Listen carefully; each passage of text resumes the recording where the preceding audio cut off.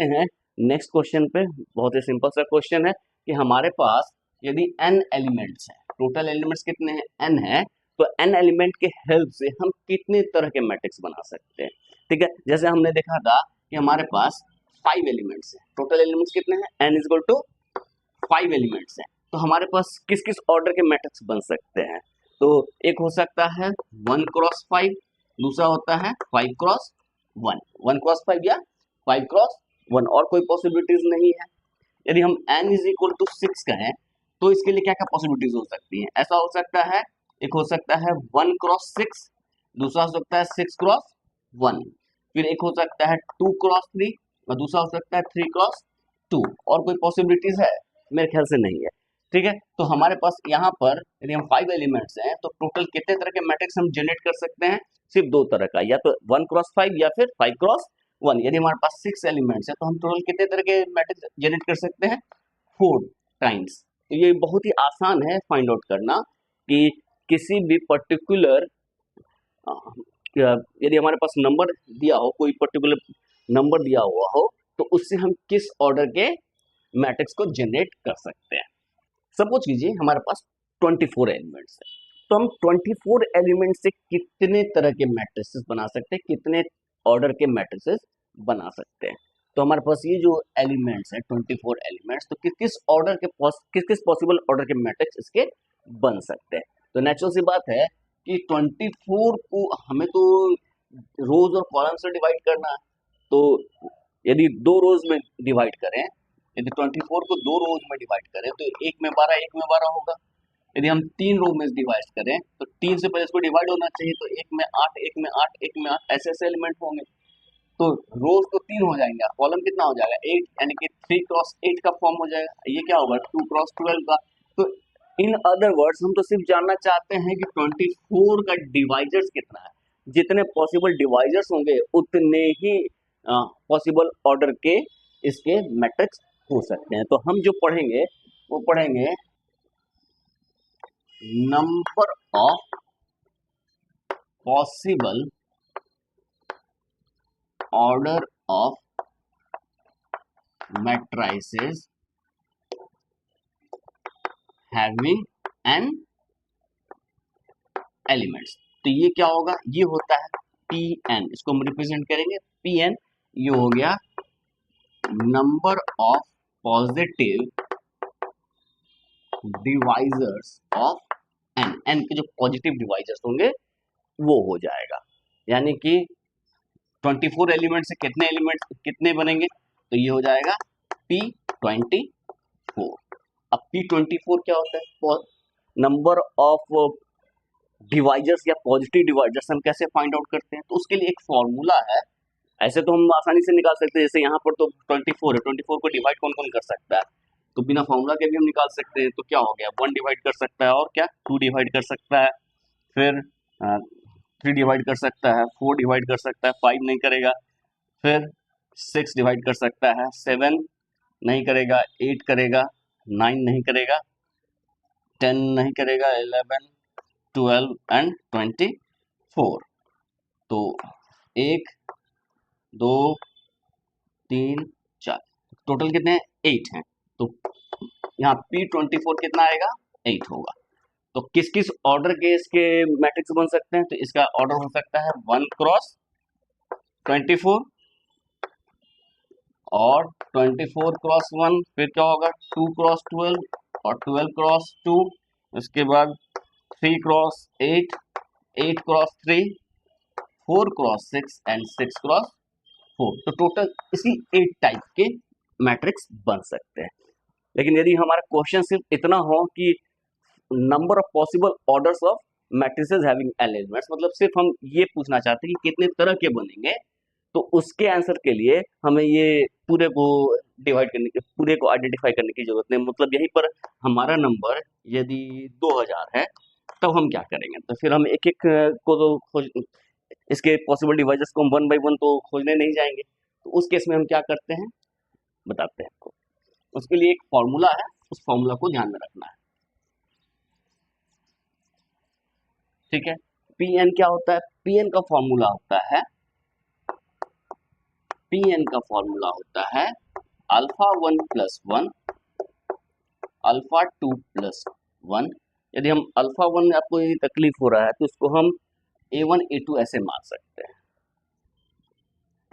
A1 plus 1 A2 plus 1 A K plus 1, where n जो है इसका हम प्राइम फैक्टराइजेशन कर रहे हैं। n का क्या कर रहे हैं? प्राइम फैक्टराइजेशन कर रहे हैं। तो प्राइम फैक्टराइजेशन मतलब इसको हम prime number p1 a1 p2 a2 pk ak। तो यदि हम n का प्राइम फैक्टराइजेशन करें और ये फॉर्म में है p1 raise to the power a1 p2 raise to the power a2 dot dot multiply up to pk raise to the power a के, जहाँ p1 p2 pk आर क्या है? प्राइम नंबर्स हैं। यहाँ पर क्या है? p1 p2 dot dot pk are primes. इस फॉर्म में हो और डिस्टिंक्ट होते ही are distinct prime. Distinct primes, distinct prime कहने का मतलब ये कोई प्राइम एक दूसरे के इक्वल है, p1 p2 के इक्वल नहीं है, क्योंकि p1 p2 के इक्वल होगा तो p1 raise to the power a1 plus a2 लिख देंगे उसको। तो हम इसको सिर्फ इस फॉर्म में लिखते हैं जहाँ पर p1 p2 pk are distinct primes. तो अब pn जो है इसकी वैल्यू जाती है, ये जो पावर है वो यूजफुल है हमारे लिए, क्या है? a1 plus 1 a2 plus 1 ak plus 1, इनका जो प्रोडक्ट है वो। फॉर एग्जाम्पल हमारे पास 24 है, 24 का प्राइम फैक्टराइजेशन बहुत आसानी से निकाल सकते हैं। 24 का प्राइम फैक्टराइजेशन आप लोगों ने बचपन में पढ़ा होगा, ये 2 से करते जाते हैं, प्राइम नंबर से डिवाइड करते जाते हैं, क्या होगा? 12 2 6 2 3। तो हम लिख सकते हैं 2 raise to the power 3 multiply by into 3 raise to the power 1। अब हम इससे यदि हम कंपेयर कर रहे हैं इसको इससे, तो a1 की वैल्यू 3 आएगी और a2 की वैल्यू 1 आएगी। तो p24 क्या हो जाएगा? हमारे पास सिर्फ दो प्राइम नंबर्स हैं, 2 और 3, तो ये क्या हो जाएगा? 3 plus 1 and 1 plus 1 alpha a1 plus 1 a1 plus 1 into a2 plus 1 a2 plus 1, और तो प्राइम की जरूरत ही नहीं पड़ी, बस दो ही प्राइम यूज हो रहा है। तो ये क्या हो जाएगा? 4 इंटू 2 यानी कि 8। तो हमारे पास टोटल कितने types of possible orders of matrices बन सकते हैं? टोटल 8 बन सकते हैं। तो अब यहीं पर हमारे पास यदि n की वैल्यू 100 होती तो कितने पॉसिबल ऑर्डर्स के बन सकते हैं? तो 100 का प्राइम फैक्टराइजेशन करेंगे तो 100 क्या हो जाएगा? ये हो जाएगा, प्राइम फैक्टराइजेशन करेंगे तो 100 is 2 raise to the power 2 into 5 raise to the power 2। तो ये होगा इसका प्राइम फैक्टराइजेशन। तो पॉसिबल ऑर्डर्स कितने हो जाएंगे? p100 कितना हो जाएगा?